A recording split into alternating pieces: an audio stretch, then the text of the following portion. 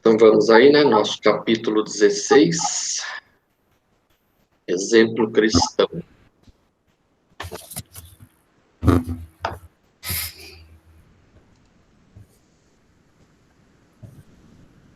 A nossa questão número 1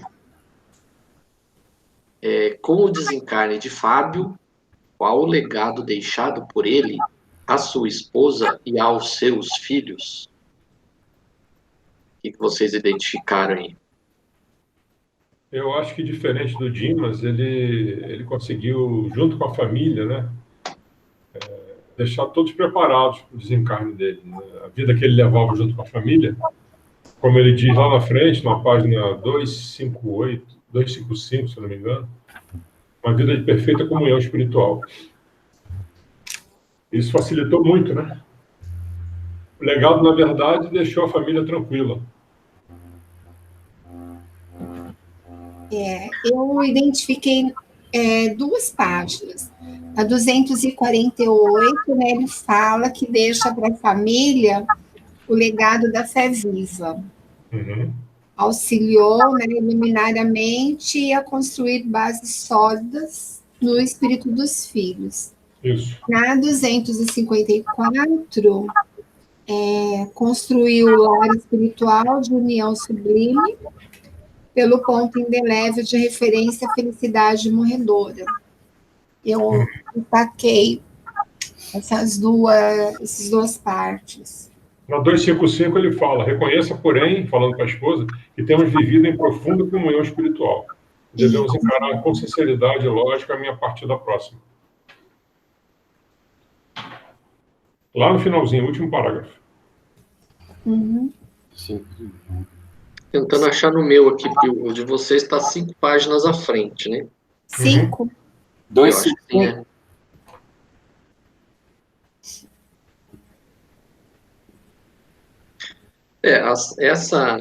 Essa questão, ela é bem, vamos dizer assim, filosófica, né? Como a Lilian diz, que o nosso estudo é muito filosófico, então é uma questão bem filosófica, né? Porque a gente vê que é o contrário do que Dimas fez. Enquanto Dimas não preparou ninguém da família, Sim. Ele já foi preparando as pessoas ao longo da vida. Então, aquele momento ali em que ele desencarna, não foi naquele momento que eles descobriram que existe vida após a morte, que aquilo ali não é uma separação definitiva, quer dizer, ele provavelmente foi trabalhando isso com a família ao longo de muitos anos. Sim. Ao contrário do que Dimas fez, porque ele não preparou. Eu lembrei desse detalhe, um detalhe pessoal. O meu pai faleceu em 1989. E ele tinha uma empresa. Era ele mais 2 sócios. Tradicionalmente, quando a gente faz um contrato social de abertura de uma empresa, a gente já prevê várias cláusulas. Entre as cláusulas que são necessárias constar no contrato social é a cláusula de falecimento de sócio. Tem que constar uma previsão do que acontece com a empresa se um dos sócios falecer ou se todos os sócios falecerem. O contrato social dessa empresa, do meu pai, não existia cláusula de falecimento. Ou seja, o meu pai achou que ele não ia morrer. Né? Provavelmente ele achou que ele não ia morrer, porque no contrato social da empresa com os 2 sócios não tinha cláusula de falecimento. O que ia acontecer se um desses sócios morresse? Que no caso foi o meu pai, né? Sim. Então eu fico lembrando desse detalhe aqui, que o meu pai, na prática, ele não preparou nada para o que iria acontecer se ele morresse. Era ele mais 2, você falou? Era ele mais 2. Tinha os outros 2, né? Tinha os outros 2, mas o que acontece com a parte deles quando ele morre? Não tem uma previsão contratual. Tem que botar uma previsão, porque no Código Civil é muito genérico a informação.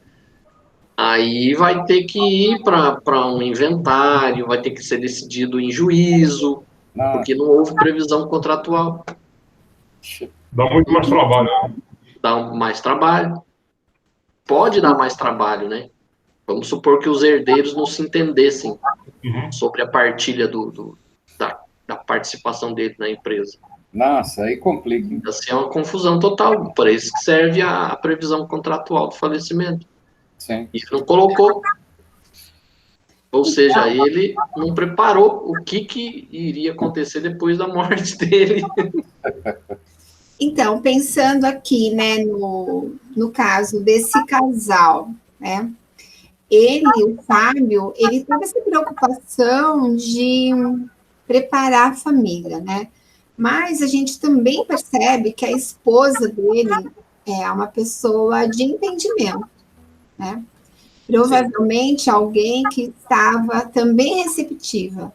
Se ela, vamos supor que antes do casamento ela não tivesse essa noção, né, de vida pós-morte, de vida espiritual, mas ela, de alguma forma, ela foi bastante receptiva a essa orientação, a essa condução dele, né? E depois, mais para frente, a gente vê no capítulo que eles têm o hábito de se reunir, né, para prece, em família. Então, quer dizer, provavelmente era um casal que fazia seu culto do evangelho, né, criou os filhos nessa prática. Então, era uma família que tinha uma prática, né, religiosa, vamos dizer assim, tinha um sentimento religioso. Às vezes, numa família, assim, né, no casal, ele é mais receptivo e o outro não aceita, tem uma outra religião, né? Ou dentro daquela sua religião ele não é tão receptivo a alguns princípios de mudança moral, né? De trabalhar o íntimo. Então, assim, a gente percebe que o Fábio era alguém que se preparou e que cuidou da família. Mas eu também olho, assim, para essa mulher, né? E me coloco no lugar dela, e eu acho que ela também era alguém que estava bastante receptiva, tanto que eles construíram esse lar espiritual, né? E depois lá na frente, eu acho que é já no finalzinho que eles vão falar do amor, como é o amor deles. Alô? Referência? Tem uma abelha participando da live aí. Não. Abelha? Ó, abelha, tá ouvindo, eu liguei o ventilador, porque eu achei que estava dando... Não. Será que é o meu celular? Eu vou tirar o som aqui. Tem um outro momento que eles vão falar do amor deles. Sim. Não sei, vocês lembram como que ele define? Sim.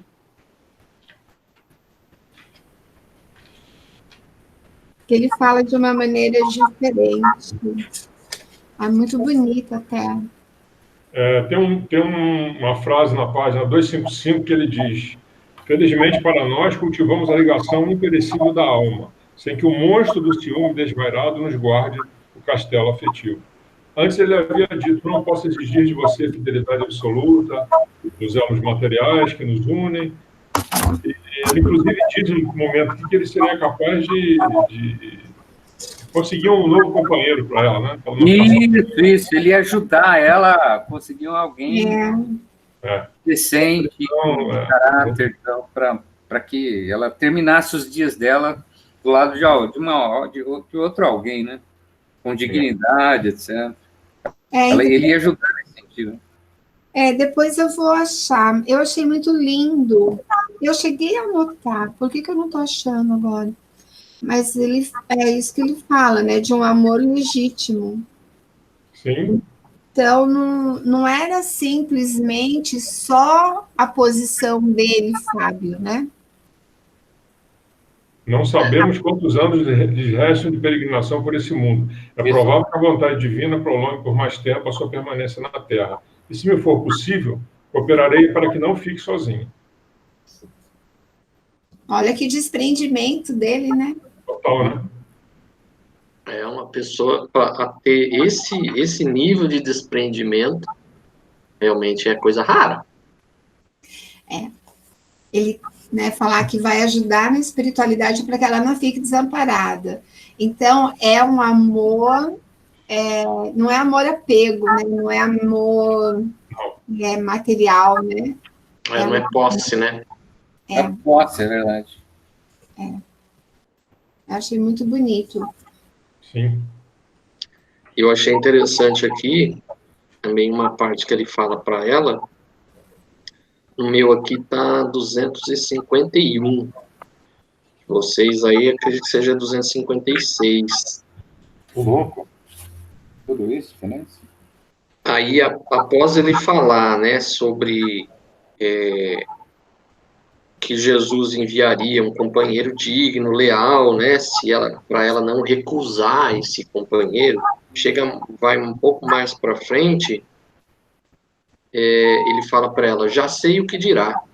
Nunca duvidei de sua virtude incorruptível, seu desvelado amor.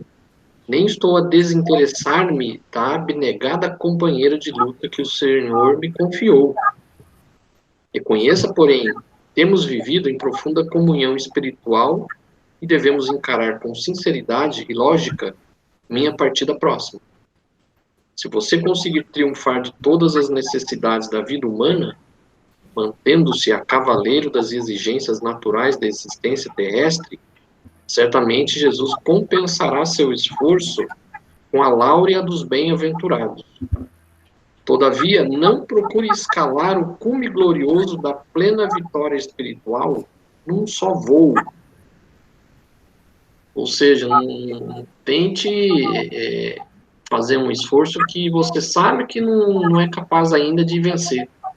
Vá passo a passo. Sim. Né? E continuando mais à frente, ele disse: se eu puder, trarei estrelas do firmamento para enfeite de suas esperanças. Ai, que lindo. Você estará sempre mais vivo em meu coração, amarei também todos aqueles que forem assinalados por sua estima enobrecedora. Realmente bastante desprendimento, né? Lindo, né? Então, eles realmente tinham uma relação com uma profundidade, né? Um amor espiritual, né? Não era um amor matéria. Sim. Provavelmente era o contrário do que Dimas tinha com a sua esposa, né? Era algo ainda bastante materializado, porque os dois ainda tinham um apego um ao outro, e ele ainda tinha também muito apego àquela rotina familiar, né? Ele começou a sentir falta daquilo lá. Ele não estava muito que se adaptando à nova vida. Exatamente.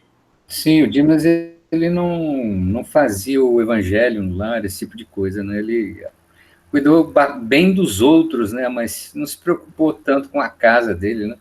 Essa é a mensagem que... Inclusive, ele escreve numa parte aí que o local não era muito bom, mas a casa dele era muito tranquila, né? Ah, sim, exatamente, isso. Em volta da casa, ele observava o ambiente era bem degradado, né? Mas naquela casa especificamente existia bastante paz naquele lugar específico, né? Então, gente, eu fico pensando assim, né? Quando a gente viaja e fica alguns dias a mais fora, mesmo que você vá num lugar muito gostoso, né, se divirta, sei lá, vai para uma praia, e na hora que a gente volta para casa, né, é tão bom, tão gostoso. A cama da gente parece que tem, sei lá, um cheirinho diferente, sabe, o travesseiro. Eu acho que, assim, é tudo de bom a gente voltar para casa. É gostoso viajar, né? Mas voltar é melhor. Voltar é melhor, não é, Lenão? Eu, sei lá, eu tenho esse sentimento. Existe o pessoal fala. Então, agora você imagina você desencarnar, né, chegar no plano espiritual, mesmo que você tenha conhecimento, ou que você esteja ali num processo, né, de despertamento de consciência, eu acho que esse sentimento, né, da rotina, do estar em casa, estar na família, sei lá, sentar para bater papo, deitar na sua cama. Eu acho que são sentimentos que a gente vai carregar um pouquinho, assim, sabe? Acho que vai ser difícil, não é algo que de uma hora para outra você vai abrir mão. Foi isso que o Fábio conseguiu, né? Foi isso que conseguiu, exatamente. Sem temor, sem peso na consciência, né, deixou preparado mesmo, já com conhecimento de quem ia sair do local, né, ia deixar aquilo lá, mas deixou preparado. Sem desespero, sem choradeira. Eu me sinto mais Dimas que Fábio. Quem não? Pergunta, viu, Cláudio? Eu sei que a última é essa. Se a gente for pensar nisso que você, Meire, acabou de falar, a gente viaja, fica fora de casa, mas a gente sente saudade da nossa casa, de voltar para casa. Agora imagine desencarnar, que é uma viagem sem volta. Você não vai voltar nunca mais para sua casa, aquela sua casa, como encarnado. Para aquelas pessoas, né? Para aquela rotina. Sim. Porque quando a gente mora assim, né? Está ao lado de pessoas que a gente ama, a gente gosta de estar ali, a rotina ela é gostosa, né? A rotina ela é gostosa. Eu não acho ruim, não, sabe? Essa coisa de chegar em casa, de sentar, bater papo, puxar um cafezinho, né? É gostoso, é muito bom, né? Mas você falou a palavra mágica, rotina. A rotina também é boa. É duro quebrar a rotina, né? Mas a rotina também é boa. A rotina do bem, a rotina branca.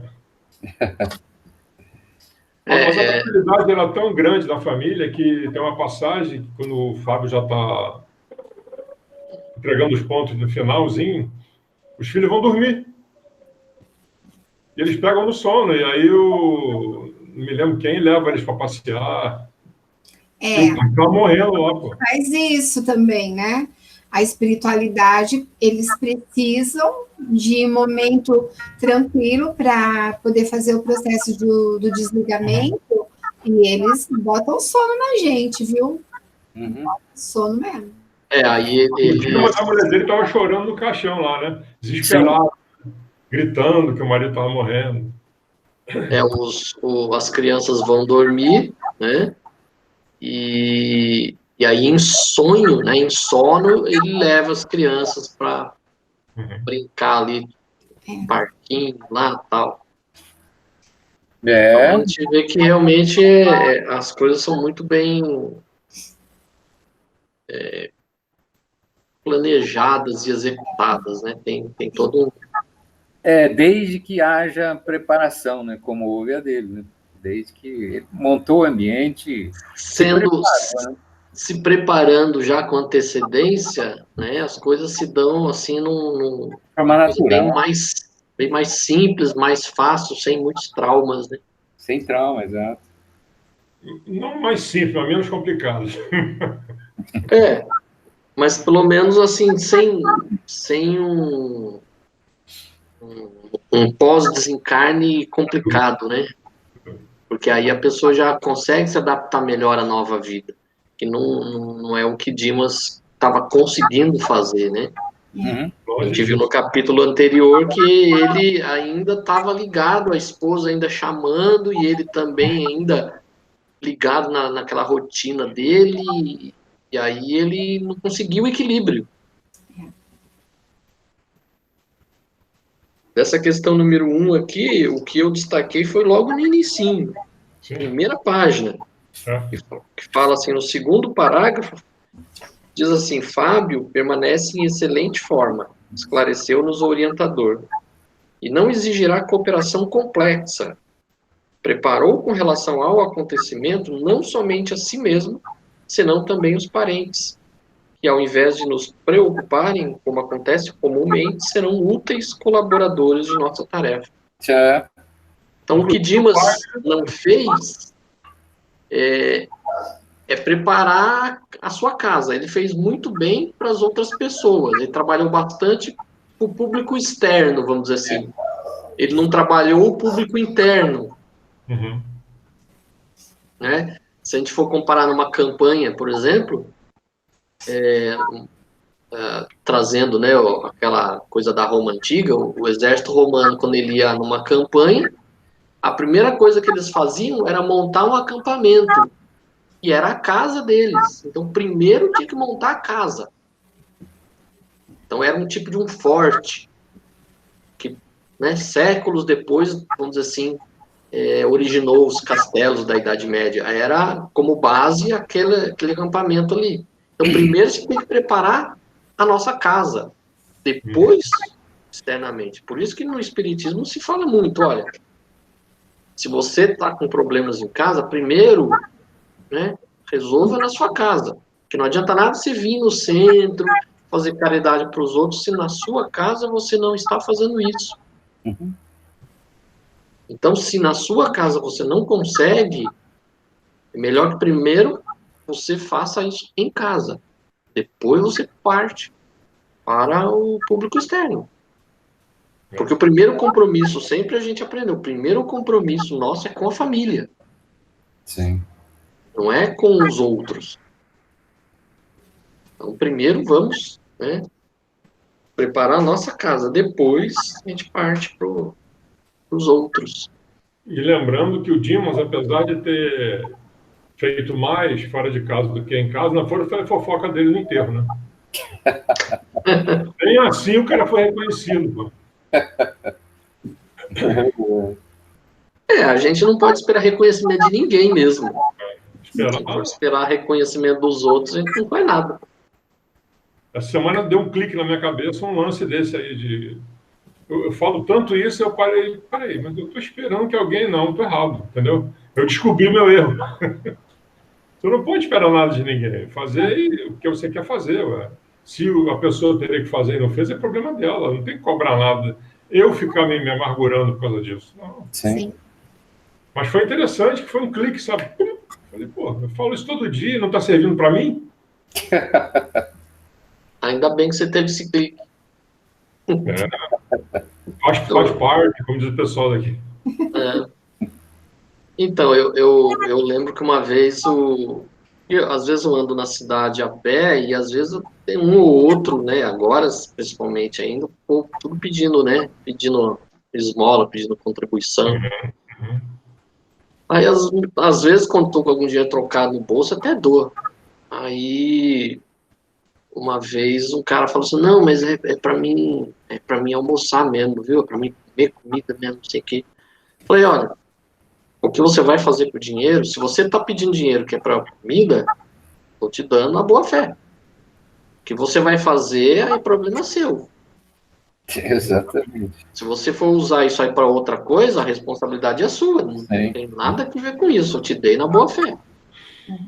E aí uma outra pessoa falou uma vez para mim assim, não dou porque os caras falam que é para isso, mas vai usar para outra coisa.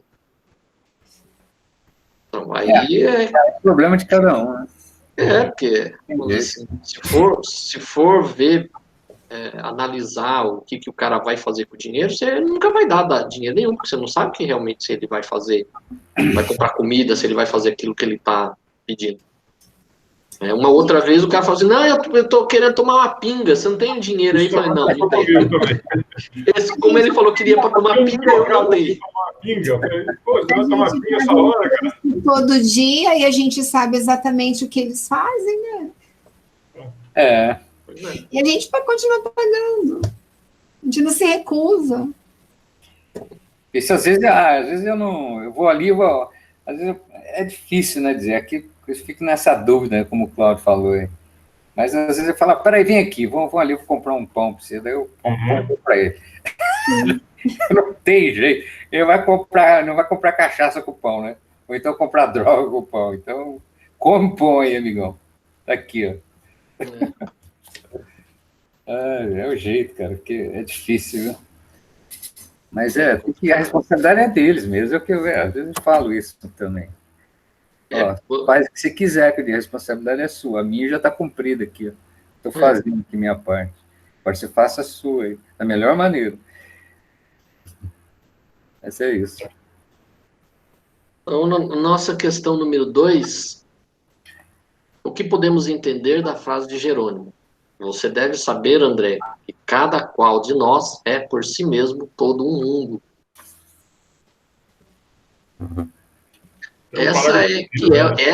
Essa sim é uma pergunta filosófica. Essa eu fui atrás de um cientista para responder essa pergunta. Porque o Cláudio, ele vai lá, Sócrates, Platão, ele traz lá uns filósofos, eu vou procurar um cientista para responder essa pergunta. Mas tem um parágrafo na página 246 que descreve bem a continuação dessa pergunta. Quando ele diz, você deve saber, André, que cada qual de nós é por si mesmo todo mundo, ele vai detalhando o que ele falou isso. Sim. Aquela página 247. Deus é nosso Pai, mas convicções e realizações constituem obra nossa, né? Uhum. Ou seja, nós é que temos que fazer isso aí. Então, as dádivas de Deus, nosso Pai, já estão dadas. Agora, ele continua. Cada seguidor tem a escala própria de edificações na tábua de valores imortais. A Assembleia de Aprendizes receberá a mesma bagagem de ensinamentos, de modo geral, organizá-la para todos os indivíduos que a integram. Diferenciam-se, porém, os alunos na série de aproveitamento particular. Cada um vai extraindo o que consegue, né? Sim. O mérito não é patrimônio comum, embora seja a glória do cume a desafiar todos os caminheiros da vida para a suprema elevação. Aí ele cita Dimas, né? Dimas foi destacado discípulo do Evangelho, principalmente no setor da assistência e difusão, mas, quanto a si mesmo, não fez aproveitamento integral das lições recebidas. Espalhou sementes de luz e de verdade, dedicou-se largamente à causa do bem, merecendo por isso mesmo socorro especialíssimo. Contudo, no campo particular, não se preparou suficientemente. Isso. E vai embora, né? Uhum. É um negócio particular, né? Cada um é cada um, né? Eu achei um cientista mesmo, Carl Sagan, acho que é isso. Carl Sagan, esse cara tinha um programa aí, né? Então, fui procurar. É antigo. Ele está vivo ainda, Carl Sagan. Tá? Não, Carl Sagan morreu já. Faleceu já, né? Já faleceu. E aí ele fala assim que todo DNA que tem no cosmos, né, existe também no nosso corpo. Então, ele compara o nosso corpo físico, né, com o cosmos, né? E aí ele vai fazendo, ele vai um pouco à frente, ele fala assim, que os seres são dotados de consciência e nós não somos diferentes da realidade física que nos cerca e com a qual interagimos. Estar vivo e ter uma consciência não é apenas um privilégio, mas uma grande responsabilidade. Todos carregamos bagagem de conhecimento compartilhado. Somos semelhantes ao cosmos. E depois ele fala uma coisa que eu achei muito bonito. Ele diz assim, diante da dimensão do cosmos, né? E da nossa pequenez, né? Tamanho que nós somos fisicamente e também em termos de conhecimento, apesar que nós vamos evoluindo, né? Nós vamos desenvolvendo os nossos conhecimentos, ele fala assim, qual é a possibilidade da gente se encontrar nesse momento, neste planeta, vivendo essa experiência, né, e tendo esse DNA próximo, apesar de sermos indivíduos, né, mas temos um DNA próximo. Então ele fala assim, qual é a probabilidade da gente se reencontrar aqui nesse planeta? Então, ele coloca isso como algo, assim, muito surpreendente, algo muito grande, que a gente precisa valorizar muito. Então, estar ao lado das pessoas que estão conosco, aqui, neste momento, vivendo essa experiência, ele coloca isso como, assim, um fascínio, né, e que a gente deve agradecer muito. Eu achei isso muito bonito. Eu vou levar para compartilhar na nossa reflexão, né? É legal. Achei muito legal. Muito legal mesmo. Como diz aí um cientista, nós somos poeira das estrelas. Isso, ele fala isso mesmo. Ele fala que nós somos ele diz poeira cósmica, né? Eu nunca tinha ouvido essa expressão, nós somos poeiras das estrelas. Provavelmente sim, sim, se considerar o nós cosmos. sabemos que vamos nos encontrar de novo, né? Nem que seja de outra forma. Eu posso ser o avô do Leonel, o Leonel pode ser meu neto, a Miri pode ser minha irmã, e vai por aí. Pode. Será que a gente vai cruzar de novo? Vai. Sim. Nada é por coincidência. Nada. Se todos nós nos encontramos lá na escola de aprendizes, é porque tinha que ser. Coincidência não é. A gente, de uma certa forma, todos nós, assim, temos uma certa sintonia, uma frequência meio comum, né? Então, sim, é interessante isso. Exatamente. Eu não me lembro, eu acho que foi um livro do André Luiz mesmo, que fala quando nós temos que voltar, né, com alguma pessoa, que nós precisamos fazer lá os nossos acertos. E, então, assim, existe todo um planejamento, né, todo um remanejamento de várias situações. Então, quando aquela possibilidade, né, de juntar aquelas pessoas naquele grupo familiar ou próximos para aquele resgate, então é algo assim inusitado, né? Então eu achei interessante porque ele, sendo um cientista, claro que com um olhar, né, mais do que da matéria, mas quando ele fala isso, e a gente sabe que há todo um planejamento, né, para nos unirmos, para que nós possamos estar juntos. Então, eu acho assim, muito bonito, né? Muito bonito. E se nós tivermos a necessidade de algum reparo, realmente a gente precisa fazer agora, né? Quando seria isso de novo? Sim. Nesse livro mesmo eu me lembro de uma passagem que o neto, parece que o avô vem neto, alguns capítulos para trás aí. Sim. É mencionado isso.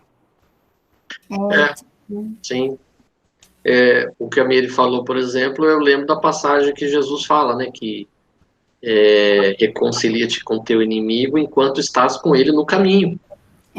Você mencionou essa frase aí, bem legal. Então, o que ele está querendo dizer vocês vieram, reencarnaram juntos, é para se reconciliar. Aproveita a oportunidade, não deixa perder. Mas é difícil, É difícil. É difícil, né? Não tem aquela outra parte. Não tinha graça, né? O difícil é que é importante. Não tem uma parte que ele fala, se te pede um calçado, se te pede a túnica que leve tudo, né? Como que é? O Cláudio sabe essas passagens aí.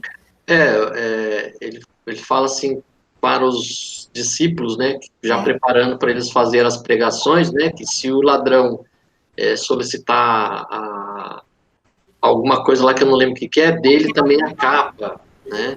Isso, é tudo. Né? Então, tudo leva, né? Sim. Então é isso. A gente se encontrou e para isso houve toda uma organização, né? Não foi algo simples.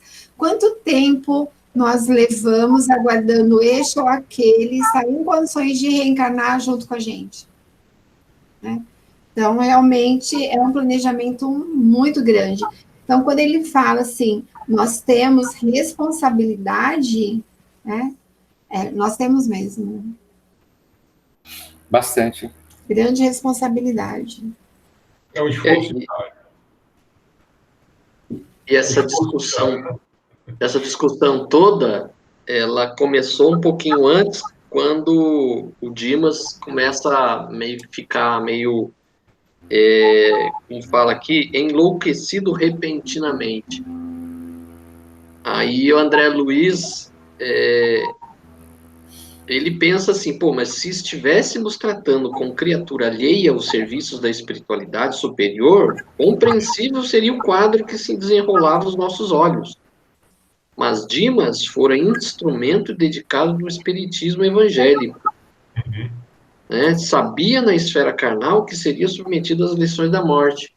Então ele pensa assim, ele observa Dimas meio que ainda ali sem controle, desequilibrado, e ele não consegue entender como uma pessoa que foi espírita, que sabia que ia passar por essa transição, sabe que a morte não existe e tudo mais, como é que ele fica nesse estado?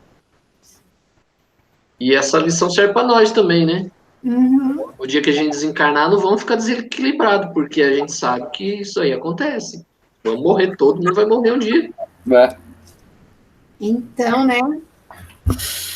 A gente precisa fazer a lição todo dia, né? Todo dia saber que pode ser que daqui a um minuto a gente venha desencarnar, né? Pois é.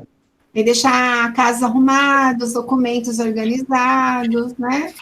Não deixar a continha para irmão pagar. Não faça na vida um rascunho, né? Para não dar tempo de passar. Legal. Não escreve a lápis, viu, Leonel? Não escreve a caderneta a lápis. Oh. Eu lembrei da Tiana. Nossa, tem que escrever a tinta. E aí a questão que é a número 2 é toda a explicação que ele faz a respeito do Dimas, que, né, cada um é muito particular. Uhum. Nenhum de nós é igual, quer dizer, somos tão diferentes quanto as digitais que a gente ostenta. Cada um de nós é um mundo particular. Sim, é um universo. E aí, numa parte que ele fala, não se preparou interiormente, considerando-se as necessidades do desapego construtivo. Então, ele não aprendeu a trabalhar o desapego. Terrível. Ver como essa questão do apego afetivo e material, ela tem um peso muito grande, né, na nossa vida. Sim. Eu acho que o material deve ser bem pior, né? Assim, o material. Do velhinho no cemitério, quem vai cuidar do meu dinheiro? Quem vai cuidar do Isso, então, justamente, eu acho que é bem pior. Até que o apego emocional, o apego ali, né, as pessoas que você ama, etc. Até que, vamos dizer, aceitável até determinado ponto, desde que não haja tanto sofrimento. Mas o material, eu acho que é o pior deles. O material é o pior. A pessoa deve sentir... O sentimento deve ser terrível. Né? A pessoa muito apegada. Ixi. Aí no finalzinho aqui tem um trecho aqui que eu achei interessante, que ele fala assim: e concluir mais uma vez que o amor pode improvisar infinitos recursos de assistência e carinho, acordando faculdades superiores do espírito, mas que a lei divina é sempre a mesma para todos. O obséquio é ofício sublime no culto ativo da cooperação fraterna. Todavia, cada homem por si elevar-se-á ao céu ou descerá aos infernos transitórios em obediência às disposições mentais em que se prende. Se prende, exatamente. Então, tudo é a questão mental. Lembra no livro Nosso Lar, quando o André Luiz consegue a permissão para voltar para o lar, e aí ele encontra a esposa com outro marido, e aí ele fica tão enciumado que ele vai direto para o umbral? Ele retorna para o umbral, lembra disso? Eu me lembro do filme, eu não li o livro. Eu lembro desse fato. Eu não me recordo desse detalhe que ele vai na hora para o umbral, mas eu lembro desse detalhe que ele vai na casa e isso, no fica filme, transtornado. No filme mostra essa cena. Ele volta para aquela condição mental umbralina. Ele chega na casa dele e encontra outro. Nossa, ele fica transtornado. Ele fica transtornado. A cena mostra bem isso. Ele, nossa, não aceita. Aí ele leva um tempo para assimilar aquilo.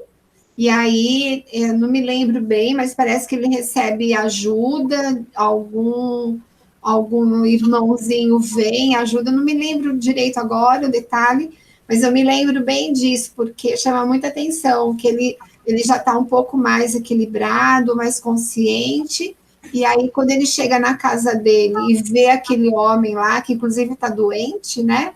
Aí ele se desequilibra por ciúmes. Depois ele volta para casa, ele coloca fluidos na água, né? E aí ele fica ali ajudando, velando, para ele melhorar, né? Então, ele consegue voltar e equilibrar aquilo. Então, esse apego emocional, ele realmente é pesado. Mentalmente, né? A nossa mente é um negócio incrível. Sim. Se a gente não aprender a disciplinar a nossa mente, a gente vai, como se diz, do céu ao inferno no mesmo segundo. Verdade. Nossa pergunta 3, por que Fábio, embora desde cedo possuindo virtude inata, pendor para a retidão e para a justiça, possuía saúde frágil? Por que uma alma tão sensível e formosa como a dele em vaso tão imperfeito? São na página 250. 249, Alexandre? 249 ele começa a falar, né? Começa isso. Aí na 250, quando o André Luiz fala, mas chegou a saber a causa determinante da posição física de Fábio a regressar no plano espiritual, indaguei. Aí ele vai descrever a questão da fazenda, que ele maltratava os funcionários. Na minha aqui ele começa tudo na página 244. Aí deve ser a 249 de vocês, 249, né? exato. Uhum. Quando o André Luiz pergunta, né, se ele desencarnará na ocasião prevista. Sim. E aí fala que sim, né? Ou seja, ele é uma raridade no mundo espiritual, porque ele é um chamado espírito completista. Ou seja, ele não desencarnou antes do Gastou tudo, né? Vamos dizer assim que o completista é aquele cara que chega com, né, um título de nobreza no plano espiritual, entendeu? Então, nós, como eu já falei, como nós somos servos da gleba, não é para nós. Servo da gleba. Ele é um espírito ouro, a gente dilata. Exatamente. Então, eu coloquei assim, né, que isso se dá pela necessidade da reparação do passado, né? E aí eu coloquei assim, que 4 palavras, elas andam sempre juntas. O arrependimento, a expiação, a prova e a reparação, né?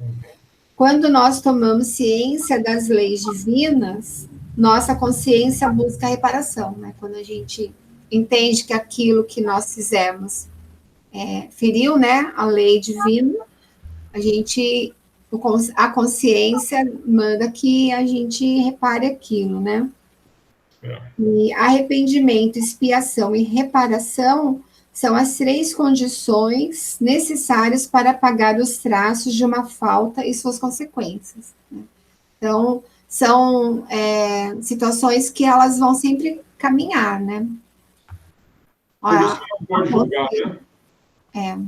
Você não sabe o que aconteceu lá atrás, né? Julgamento, né? Inclusive, a morte dele está relacionada ao que ele fazia com os funcionários, né? Sim. Problemas que ele teve de pulmão, etc. O pai escreve, né, que ele grande número de cooperadores perderam grande número de cooperadores em virtude do ar viciado pela construção deficiente que o Fábio conservou inalterável, simplesmente para manter ponto de vista pessoal. Sim.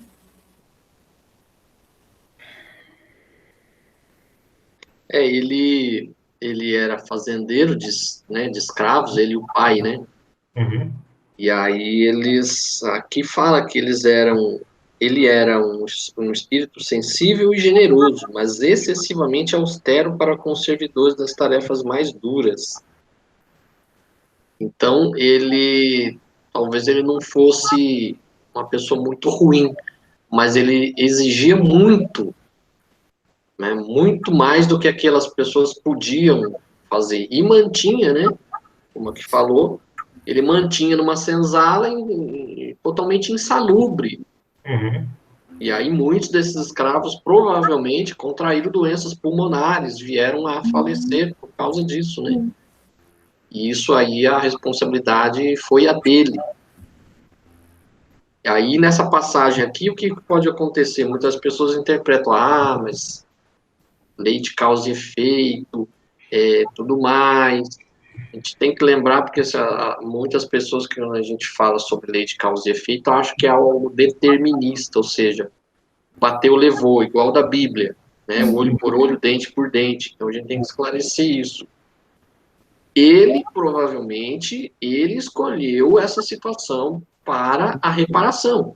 Como ele bem colocou as etapas aí do progresso, né? Então, ele provavelmente se arrependeu, ele entendeu o que ele cometeu, o erro que ele cometeu, e ele se dispôs a reparar. A forma de reparar era ele sofrendo o mesmo efeito que aqueles ex-escravos sofreram na época. Então, não foi imposto para ele, você vai, é olho por olho, de lei de talião. Não é assim. Né? É uma escolha dele. Ele escolheu essa, vamos dizer assim, essa expiação para que ele pudesse reparar o erro cometido. Então, tudo faz parte desse planejamento reencarnatório. Né? Até porque, agora eu me lembro de uma coisa, você está falando, né, de imposição. Se houvesse, né, ou se houver uma imposição severa a um espírito que ainda não está tão preparado, ao invés disso ajudar, pode até piorar a situação espiritual dele, né? Vir com uma prova muito pesada e o espírito não está, assim, pelo menos um pouco preparado para aquilo, não receber condições, né, para que ele tenha despertamento, o que vai adiantar daquilo também, né? Mas pelo menos em algum lugar eu aprendi que o espírito pode receber um aconselhamento na hora que ele vai encarnar, né? Não pega tão pesado, mas se ele insistir, ele vem. E isso pode ocasionar até suicídio, né? Sim. A pessoa pega uma vida muito, assim, com muita dificuldade e não suporta aquilo ali e acaba tirando a própria vida. Isso pode acontecer, então?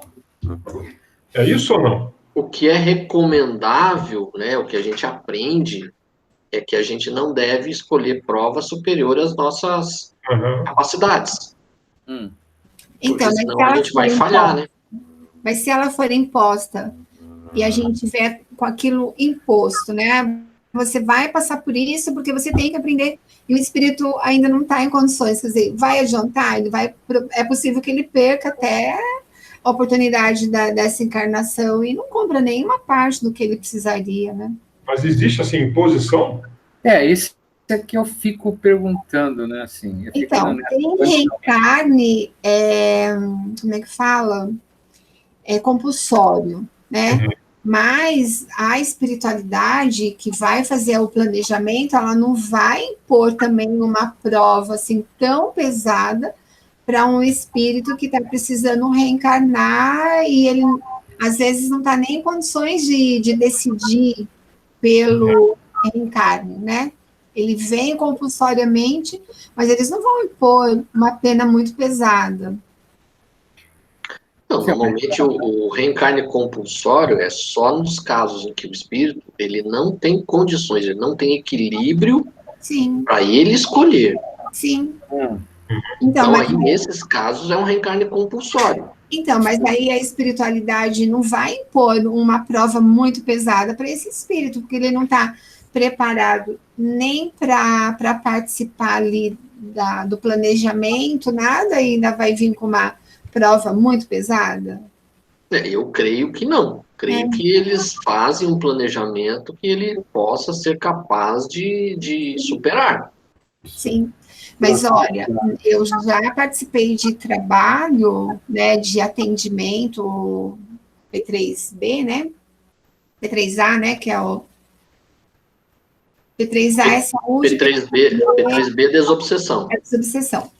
Eu já participei de trabalho, assim, que vem a fala de criança que encarnou, mas está lutando porque não quer ficar e quer voltar, porque ele não queria reencarnar. Né? Às vezes a criança fica ali numa UTI, em estado inconsciente, sem reagir, e a fala que veio para a gente é que o espírito não queria reencarnar, que ele se arrependeu e ele quer ceifar, vamos dizer, né? Mas é uma criança, um bebê recém-nascido, que a autonomia que ele tem, né?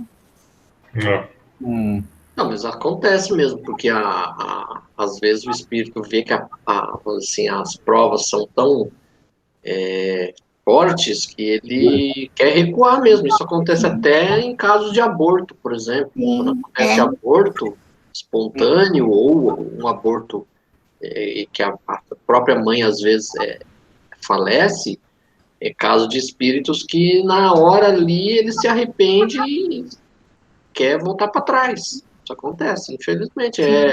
Faz parte da nossa imperfeição, né? Sim, exatamente. Mas eu fico assim, pensando, mas será que Jesus ou Deus, ou o que seja, tem esse planejamento de sofrimento, mas como tarefa, né?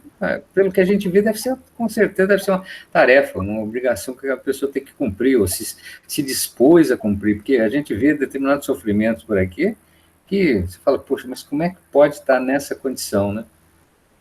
Então, eu fico assim, mas será que isso é imposição realmente? Isso é imposto? Ele escolheu isso? Então, muitas vezes, a maioria das vezes, não é imposição, o espírito escolhe. Só que quando ele está lá no plano espiritual, ele escolhe, mas quando ele vem para a carne, vamos dizer assim, que as coisas tomam uma outra dimensão. E aí, muitas vezes, ele acaba sucumbindo. Isso é relatado. Às vezes, a prova, ele não consegue superar e acaba sucumbindo. Ou comete suicídio, ou assim, ele antes de nascer, ele já dá um jeito ali e acaba a mãe abortando. Então, isso acontece, faz parte da fraqueza, né? Infelizmente, da nossa fragilidade, como diz a Tiana. Então, eu penso assim, alguma coisa do tipo, nós estamos lá em preleção, vou falar eu, tá? Eu estou lá na preleção, no GEFA, tem todo aquele ambiente preparado, né? Aquela elevação espiritual, daí a gente ouve uma prece, ouve uma preleção, aí vem um irmão, faz uma comunicação, daí a gente está, sim, né, naquela sintonia elevada, e aí você pensa em alguma situação sua, né, já aconteceu isso comigo, e eu falar, não, realmente preciso aceitar uma determinada situação, eu preciso agir de determinada forma, é isso que eu tenho que fazer, e saio dali determinada a agir daquela maneira. Aí você chega em casa, aí você está no outro ambiente, né? Você já começa a entrar numa instabilidade, quando você vê, você de novo age daquela forma, né? Então, eu acredito que isso aconteça também, né, nesse planejamento do reencarne. Porque se a gente vive essas experiências, né, no nosso dia a dia, imagina nessas mudanças que são tão diferentes, né, do reencarnar e o desencarnar. Então, eu penso que essas sensações ou esses sentimentos, as dificuldades que a gente sente aqui encarnados, eu acho que são as mesmas que nós vamos sentir, né, no plano espiritual. Então, essas instabilidades que nós passamos, eu acredito que lá a gente passa também, né? Foi uma feliz comparação, realmente, é assim mesmo. No nosso dia a dia, a gente planeja as coisas, tipo, eu tô determinado a fazer tal coisa. Chega na hora H, a gente, vamos dizer assim, a gente se acovarda, né? Isso acontece. É porque é pesado, né? Muitas vezes são coisas difíceis. Sim. Às vezes não é um simples chegar e falar, ó, desculpa aí, eu pisei na bola, né? Vamos tentar de novo. Às vezes não é tão simples, né? Nós temos nos nossos relacionamentos situações que são doloridas, né? Que tem que mexer com assim, nosso ego na mais profundidade. A gente às vezes se acovarda mesmo, tem a dúvida. O nome disso é vida. Hã? O nome disso é vida, né? A gente escuta desde quando eu era criança pequena lá em Barbacena, que Deus nunca dá a carga maior do que você pode suportar. Mas não é bem assim, não. Senão ninguém se matava. Você tem que ter muita clarividência, 40 clarividência aí, para perceber o que a Meire falou, de você raciocinar, vai lá e, de novo, você não consegue, caiu, levanta, né? Sabe? É por isso que o eletro são aqueles picos, né? É a vida, né? Você vai e volta, vai e volta. Se fosse uma linha reta, você está morto. Sim. Então, né? E o tempo passa. Mas é difícil. É o ser humano, né? É o ser humano. Altos e baixos, né? Faz parte da vida, é isso aí. Eu uma vez, eu me lembro que eu me lembrei agora de uma frase que eu aprendi na escola. Diz que a vida é uma sucessão de sucessos e insucessos que se sucedem sucessivamente. Sem cessar. É exercício de ortografia. Exercício, isso. Era uma frase que era para exercitar. Tem uma que é clássica também, que diz que a vida é uma aventura da qual não sairemos vivos, né? Com certeza. Pelo menos o corpo, né? Teria que atualizar para não sairemos encarnados. Encarnados, exatamente. Então, vamos lá para a nossa quarta pergunta. Qual a ajuda recebida por Fábio de seu pai na reunião familiar? Ixi, essa não achei. Acharam aí? Essa eu não achei. Eu destaquei 3 páginas. 250, é isso? Nossa, Não, 250, 251. Eu pus 251, 252, 256. Tem razão, 51 e 52. 56 também? 52 eu também achei. Eu coloquei que ele pede ajuda ao grupo, né? E aí foram aplicados passes longitudinais para limpeza das substâncias nocivas, né? Que depois é completado com um banho. Essas substâncias, elas são retiradas das glândulas sudoríparas, que eu achei muito interessante essa informação. Não me lembrava desse detalhe quando eu li esse livro. E aí, depois, na 256, eu separei. Durante a reunião do Evangelho, o pai de Fábio descansou a mão sobre a sua fonte, emitindo energia, né, uma corrente fluídico-luminosa, para ajudar a dar energia, para ele conseguir fazer aquele momento de Evangelho com a família e trazer uma palavra de efeito para a esposa e para os filhos. Sim. Ainda no 251, ele fala, o Silveira, que já havia se ausentado, voltou depressa. Silveira era o pai dele, não é isso? Sim. Falando particularmente a Jerônimo, a quem informou, tudo pronto, conseguiremos a reunião exclusiva da família. Ele trabalhou para isso, né, na verdade. Sim. Bom, eu peguei 2 trechos aqui, que na meu tá página 248, de vocês deve ser 253. É posterior a esses trechos que vocês colocaram aí. Então, tem essas partes aí que vocês citaram também. Eu achei muito interessante essa questão da água, né? Sim. As substâncias retidas nas paredes da pele serão absorvidas pela água magnetizada do banho, a ser usado em breves minutos. Então, você vê, olha o poder que a água tem. Interessante ele pedir para tomar um banho morno, né? Na minha opinião, ele foi induzido a isso, né? Foi Dá a entender que ele foi induzido. Para fechar o ciclo, né? Sim. Então, não sei se vocês lembram da aula que o Barbosa deu para gente de cromoterapia. Ele fala para a gente fazer o autopasse debaixo do chuveiro. Lembra disso? Isso aí eu não me lembro, mas o Vitor falou nisso no curso de médios. Então, no curso de médios fala também, né?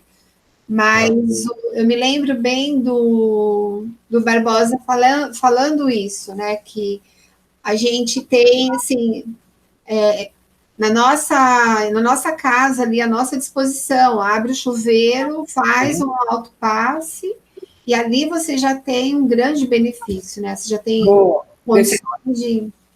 Foi no curso nossa, na escola de... Não me lembro dessa aula. Não, minto. Foi no curso de médium mesmo. Tá certo. Uhum. Curso de médium, isso. Curso de médium, o Victor mencionou isso. Fazendo confusão, Uhum. Vamos dizer assim, mesmo que você não dê o autopasse, a gente muitas vezes chega em casa cansado, mas a gente toma um banho e a gente já se sente melhor. Você vê o poder que a água tem. Se faz, não. Né? E aqui fala que, efetivamente, atendendo à influenciação dos amigos espirituais, que lhe davam intuições indiretamente, Fábio dirigiu sua esposa expressando o desejo de leve banho morno. Então, ele foi intuído. Tá claro aí, né? Uhum. Mas olha, gente, que coisa mais linda, né? Eles fazerem a limpeza desse fluido negativo, tirando da glândula, né? Que expele, né? Vai expelir aquela sujeira, vai deixar na epiderme aqui mais sutil, para depois tirar no banho. Nossa, é lindo isso, é lindo. Interessante, aquilo dentro desse comentário que o Cláudio fez aí da água, até rodou um vídeo aí um tempo atrás aí, fizeram uma experiência aí, colocaram uma quantidade de água aí, e expuseram essa quantidade de água à música clássica e depois à música pesada. Daí fizeram uma leitura lá com microscópio e tal, aí identificaram as moléculas de água, a reação das moléculas de água diante da música clássica e diante de uma música mais pesada, enfim. Mas... eles colocaram os discursos de Hitler também, né?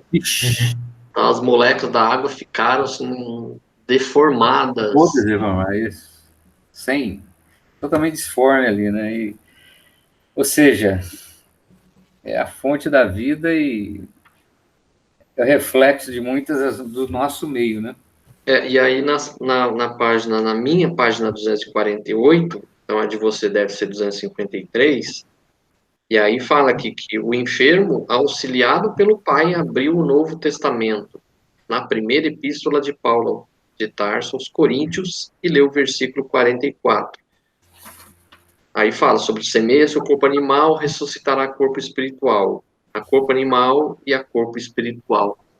Então já era uma indireta também nessa preparação, né, para o desencarne. Gente, olha também o mérito desse pai, né, e desse filho de estarem juntos nesse momento. O Dimas foi a mãe, né? E o Fábio o pai. Coisa mais linda. É muito lindo. Os dois tiveram lá, né, questões no passado que precisavam de reparação, né? E depois, nesse momento, o pai vem para ajudar. Então, olha que profundidade e o compromisso, né, que esses dois espíritos têm de um ajudar o outro, né? Porque eles estavam ligados dentro de uma mesma situação lá na época da senzala, e agora o pai vem e recebe a possibilidade de ajudar. Lindo, lindo.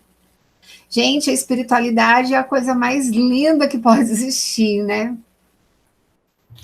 É tudo muito bem encadeado. Muito, muito. Bastante, né? E...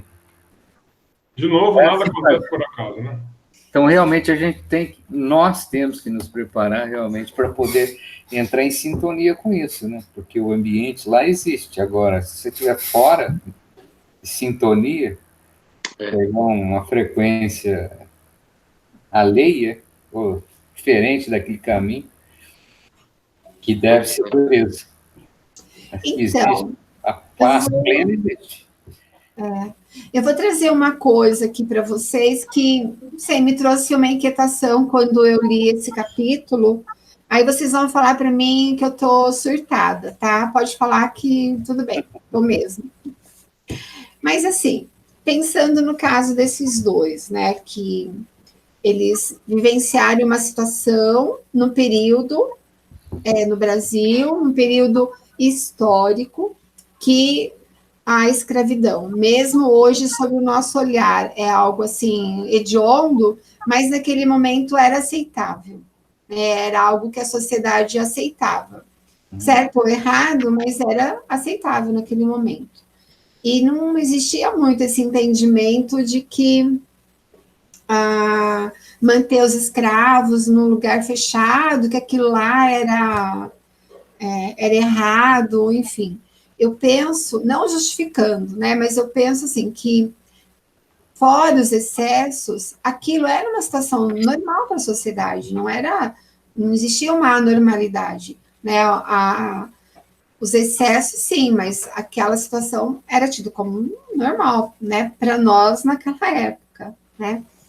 E ele vem com essa necessidade de reparação e ele decide uma questão aí pulmonar relacionado à condição de respiração lá daquele grupo. Aí eu fiz um paralelo, né? Planeta com máscara na cara, com uma dificuldade tremenda de respirar. Você fala, você anda e você respira seu próprio gás carbônico, né? E aí eu fico, assim, né, pirando, pensando, assim, qual é a parte, né, da história aí, né? Não, sei lá, não deve ser algo que está muito lá atrás, porque se está tomando todo um planeta, né, fazendo todo mundo repensar a respiração, sei lá, eu fiquei pirando aqui um pouquinho, assim, pensando, né, no nosso passado aí de ontem, né, o que nós fizemos, qual foi a parte que a gente pisou na bola, né? Para merecer isso. Prova ou expiação? Depende de como a gente encara isso, né? Eu acho que depende de como... Prova ou expiação? Eu particularmente acredito que isso tudo está acontecendo para fazer a população entender que a gente precisa de mais, vamos dizer assim, mais cooperação entre nós mesmos. Faz sentido. Então, a humanidade está muito individualista. Então, isso está forçando as pessoas a manter cooperação até entre inimigos. Pode ser que seja isso. O que eu penso é que é vamos dizer assim, uma tentativa do plano espiritual mostrar para a gente que a gente faz parte da mesma humanidade. Não somos diferentes, não somos alienígenas. Então, estamos no mesmo planeta. A gente tem que cooperar entre nós mesmos se a gente quer um mundo melhor. Penso, Vamos confinar, né? Vamos confinar, um confinamento obrigatório. Sim. E há necessidade que, em função desse confinamento, um monte de necessidade que as pessoas têm passado, etc., e gerado problemas, tem comovido, evidentemente, mobilizado muita gente, outras pessoas a partilharem mais, né, aquilo que elas têm mais, vamos dizer, né? Sim. Isso é bastante... Até seu tempo, né? Até o tempo. Partilhar até o tempo. Dedicar seu tempo a outras pessoas. Sim. Então, acho que forçosamente, as pessoas estão, de uma forma ou de outra, se sensibilizando com o outro, né? Você vê que tem existido bastante mobilidade nesse sentido aí, né? Gente se mobilizando em prol do outro, etc. Né? Bem ou mal, um anúncio ou não, enfim. Mas eu acho que, nesse sentido, tem mexido muito com o outro, enxergar o outro, né? Ó, o outro ali, ó, tá precisando. Né? Então, vocês acham que não é algo de lá de trás, é algo que do momento, né? É uma necessidade de ajuste do que nós estamos fazendo agora, e não de algo que nós fizemos. Eu acredito que sim. Eu não vejo que algo que fizemos anteriormente, eu acho que... Tem um cientista aí, eu vou passar depois uma matéria para vocês. Eu vou passar uma matéria para vocês, que saiu na Folha de São Paulo. Tem um cientista aí que diz que, na verdade, é o sistema imunológico da Terra tentando eliminar o vírus que está depredando ela, que somos nós. Faz sentido. Provavelmente. Eu acho que é isso. Então, tá, eu não estou pirando tanto assim, então beleza. Da parte do processo, ele deve ter, com certeza foi planejado pelo mundo espiritual, que faz parte desse processo que nós temos que passar, que estamos passando aí. Mas eu acho que isso, bem ou mal, tá aproximando as pessoas. Eu acho que muita coisa boa vai sair disso. Eu acho, obviamente. Porque se a Terra está nesse processo de transição para um mundo de regeneração, a humanidade no mundo de regeneração vai ter que ser uma humanidade cooperativa. Sim, mas eu acho que então, vamos dizer, eu penso que assim, tudo isso daqui também é para deixar bem as claras quem é o joio, quem é o trigo. Que sentido, então, Cláudio? Vamos dizer assim, esse acontecimento extremo está revelando, muitas vezes, o caráter das pessoas. Então, quem está com verniz de civilidade, de honestidade, está mostrando aí, está vendo aí, Rio de Janeiro, mais um governador que meteu a mão no dinheiro público, sim, e já já foi afastado e, pelo que percebe-se, vai em cana também. Então, tem muita gente que está mostrando comerciantes, né, abusando dos preços. Acho que os dois lados aí estão vamos dizer, se revelando, vamos dizer. Né? Aquele cara que não presta, ele é a oportunidade de tirar mais. E aquele cara que, já tinha uma tendência a ver o outro lado, esse, acho que é uma oportunidade maior para ele exercitar ainda mais aquele lado bom que ele tem, né? Vamos dizer. Sim. Não estou querendo dizer que nós estamos vivendo o Apocalipse, mas há uma similaridade nos capítulos finais do Apocalipse. Tem um trechinho lá que fala assim: os santos se santifiquem ainda, os sujos se sujem ainda. O que está querendo dizer é que quando chegar o momento, aqueles que realmente se preocupam com o próximo vão demonstrar isso independente da situação que estiver vivendo. E aqueles que querem se aproveitar do outro vão aproveitar a oportunidade para se aproveitar mais ainda. Sim, então, é o que nós estamos vivendo. Justamente isso. O mau caráter vai se revelar mau caráter ainda. Agora, o cara que tem uma propensão ao bem, ele vai ter a oportunidade de exercitar esse bem dele mais ainda. Sim. A forma de estar polarizando, né? Polarizando ele. Vamos dizer assim, a gente está conseguindo distinguir claramente quem é joio e quem é trigo. É a oportunidade, tem que revelar nesse sentido, né? E esse joio para cá não volta, né? Bom, dizem que não, né? Muito difícil. O joio para cá não volta. Espero que não. Tudo indica que se é um planeta de regeneração, quem é joio para cá não vem, vai sujar. Vai ser só o trigo, espero.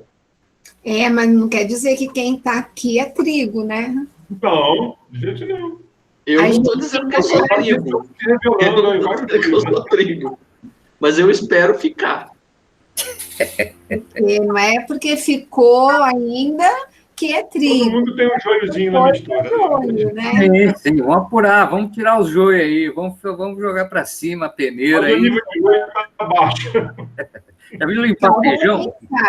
Quem já voltou para o plano espiritual já cumpriu aqui o negócio, né? Completista ou não, como completista, né? Completista ou não, mas já voltou para o plano espiritual, já está tomando conta lá do que fez e o que não fez. E a gente ainda está aqui, né? Ainda tentando acertar ou errar, sei lá. Mas é interessante que todo dia você escuta vários trigos indo embora, né? A pessoa foi, nossa, era tão bom, fazia isso, fazia aquilo. Aí me lembrei da história do padre lá, né? Que fazia uma coisa, queria outra, mas no final não merecia nada. Mas a pessoa chega e diz, mas fulano fazia tanto por todo mundo, por que essa Covid levou ele? Né? Então, mas quando... Pode falar. Não, eu acho assim, que não é porque a pessoa desencarnou pelo Covid, né, que a pessoa não é boa ou não era bondosa, né? Eu estou mencionando isso, que as pessoas falam, né? Então, teoricamente, seria... Acho que não tem nada a ver. Foi aparecendo aí, né?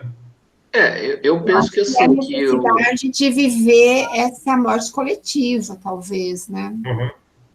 Eu penso que assim, quando fala que só os, né, aqueles que realmente são bons, né, têm bom caráter, vai permanecer no planeta, não é encarnado. Uhum.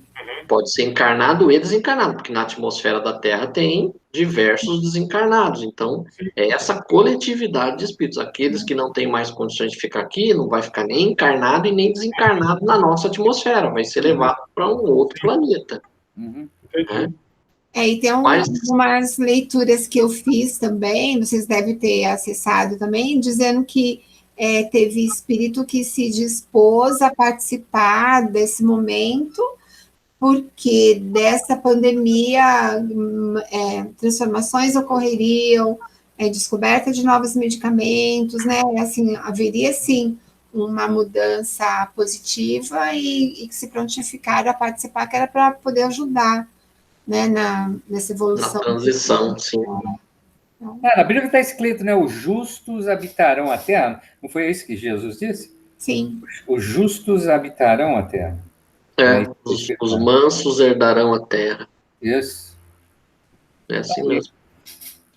Então vamos para a nossa quinta. Qual a mensagem deixada por Fábio à sua querida esposa com relação à sua continuação na vida terrestre? Eu acho que a gente até já falou isso, né? Está falando, foi que ele se dispôs até a auxiliar ela a arrumar um outro companheiro, uma pessoa decente, etc. Dentro desse contexto aí, né? Eu coloquei que era para ela não temer os obstáculos, seguir um trabalho digno e a certeza do amor legítimo que os manteria ligados, né, como uma aliança espiritual definitiva e eterna. Aí ele faz uma declaração de amor para ela na hora que ele desencarna. Novela da Record. Novela mexicana. Novela mexicana. Esse trecho, aqui no meu livro, ele começa na página 249, ele passa pela 250, 251, vai até 252. É um discurso longo que ele faz, né, com ela. É por isso que ele tem a ajuda do pai, né? A ajuda da energia, né? A ajuda fluídica, né, do pai. Porque aqui fala que ele põe a mão na frente, né, na fronte do filho, e aí uma luminosa corrente estabelece, né? Ele vai, vamos dizer assim, dá um último momento de vitalidade no corpo físico dele após o banho, que aí facilitou, né?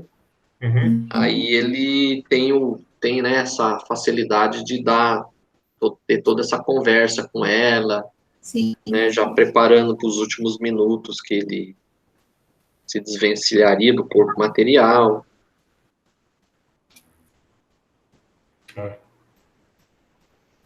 E aí tem toda a preparação que ele faz com ela e tudo mais. O pai dele deu um gás para ele. No popular, né? Aí quando ele tira a mão, o pai dele tira a mão da fronte do Fábio, aí essa corrente diminui, aí ele começa efetivamente realmente a se desligar. Entrar em sonolência, né? Aí tem a nossa pergunta número 6. Qual a principal diferença entre o desencarne de Dimas e Fábio? Por quê? Não, a principal diferença é justamente o que o Dimas sofreu em função da vida que levou, né? E as atitudes do Fábio, a vida que o Fábio teve, né? Mas aqui eu acho que ele pergunta faz uma pergunta assim técnica. Qual a diferença, tecnicamente, a diferença entre o desencarne de um e de outro? Para cortar o cordão, porque o Dimas levou 24 horas e o Fábio 1 hora só. Ele já estava liberado. Legal. Não pensei nisso, não. Não foi o porquê, não. Aliás, o porquê foi no nosso livro, função do merecimento de cada um, né? Basicamente. No meu aqui, começa na página 253, a de você deve ser 258. E aí começa o parágrafo assim: enquanto Silveira amparava o filho com inexcedível carinho, Jerônimo aplicou ao enfermo passes anestesiantes. Aí começa a operação magnética do desligamento. O assistente... 258 mesmo, Leonel. Hã? 258. 258. O assistente deteve-se em complicada operação magnética sobre os órgãos vitais da respiração e observei a ruptura de importante vaso. E aí começa efetivamente o desencarne dele. Enquanto prosseguia Jerônimo, separando o organismo perispiritual do corpo débil, Dona Mercedes pediu socorro de um vizinho que saiu prestativo em busca de um clínico especializado. Na hora, realmente, ali do desligamento, ela procura um médico para ver, né? Mas na 259, o André Luiz fala, né? Supôs que o caso de Dimas se repetiria ali. Isso. Aí, no parágrafo anterior, ele fala: reparei que Jerônimo repetiu o processo de libertação praticado em Dimas, mas com espantosa facilidade.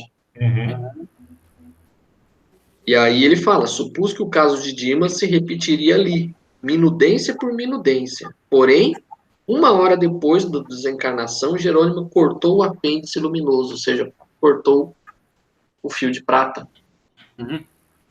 Então, o caso dele... 24 horas lá, né? O caso do Fábio, ele já... A pessoa, pelo que a gente viu pela conversa com a mulher, extremamente desapegado. Então, para Jerônimo, foi muito mais fácil desligá-lo, porque ele já, praticamente, já deu adeus a toda aquela vida material, né? Então, não precisava mais, as energias dele, toda aquela coisa magnética que foi necessária, no caso de Dimas, ficar ligado para poder ainda suprimir aquelas energias que estavam ali. No caso do Fábio, não precisou nada disso, porque já praticamente já tinha pouco. A bateria dele já estava no fim. Sim. E o porquê aí é por merecimento, né? Beleza? O porquê da diferença técnica aí. Vamos dizer assim, não é questão nem de merecimento. No caso, foi a questão dos dois terem se, né, o Fábio ter se preparado muito melhor do que Dimas. Sim. Não foi só conhecimento, né? Foi esclarecimento e aplicar, né, esse conhecimento.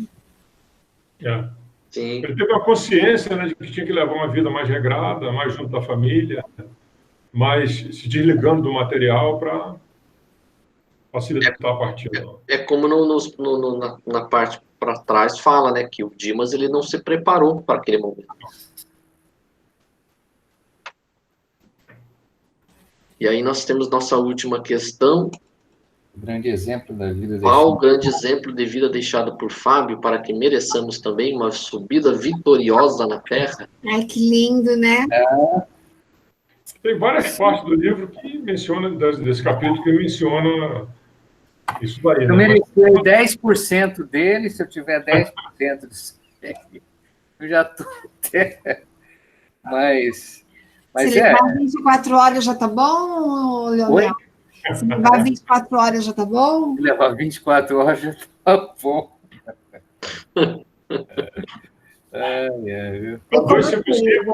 Trabalho no bem, amor sem apego, com certeza, confiança nos desígnios divinos e resignação. Eu acho que a gente precisa aprender a exercitar a resignação, né? Porque se a gente não tiver um pouco de resignação, aí a gente entra no combate e às vezes acaba combatendo o mau combate. Sim. Basicamente fazer o que Jesus ensinou há 2000 anos atrás, né? Amor e caridade, que é chegar nisso aí. Mas ele fala na 255, reconheça, porém, que temos vivido em profunda comunhão espiritual e devemos encarar com sinceridade e lógica a minha parte da próxima. A comunhão espiritual, eu entendi que é isso, né? O cara se conscientizar da vida que ele precisa levar. Cuidando da família, cuidando do espírito, largando a matéria e vai por aí. Ele fez bem a parte dele. Ele fez a parte dele na casa dele, ele fez a parte dele fora da casa dele. Uhum. Então ele cumpriu as duas coisas. Sim. E o interessante, o interessante, no importante que você está dizendo, o interessante é que ele vivia num lugar assim meio degradante, né? Tem um determinado ponto lá que quando o pessoal chega da casa, o ambiente lá fora da casa era terrível, né? Assim. Mas a casa em si estava bem preservada, ou seja, não é um local... Se ele aprontou alguma, ninguém foi lá fazer fofoca, né? Sim. Não falou ainda, né, do velório. No caso dele, ainda não chegamos nessa parte. Mas... Fofoqueira, né, e pulga acha em qualquer lugar. Vamos ver, né? Porque aqui fala, acercamo-nos do bairro pobre em que Fábio situara o ninho doméstico. A casinha singela encantava, rodeada de folhagens e flores, via-se que todo o espaço merecera a ternura dos moradores. De longe chegava o barulho da enorme cidade, então devia ser uma comunidade afastada, e bem pobre mesmo. Naquela residência pequena e humilde havia, no entanto, paz e silêncio, harmonia e bem-estar. Muito bem. É isso, então. Completamos aí o nosso capítulo 16. Mais algum comentário, alguma colocação? Não. Só vai aumentando a responsabilidade. Cada capítulo sobe.